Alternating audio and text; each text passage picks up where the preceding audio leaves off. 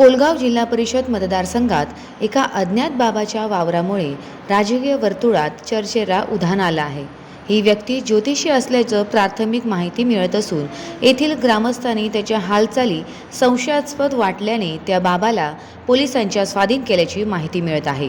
या बाबाचा संशयास्पद वावर भाजपच्या काही कार्यकर्त्यांच्या निदर्शनास येताच त्यांनी तात्काळ पोलिसांना पाचारण केले। पोलिसांनी त्या व्यक्तीस ताब्यात घेऊन चौकशी सुरू केली आहे।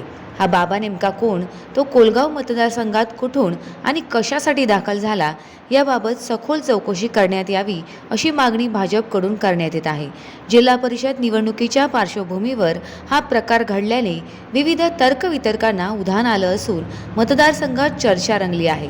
दरम्यान पोलिसांकडून प्राथमिक चौकशी सुरू असून पुढील चौकशीनंतरच संपूर्ण सत्य समोर येणार आहे।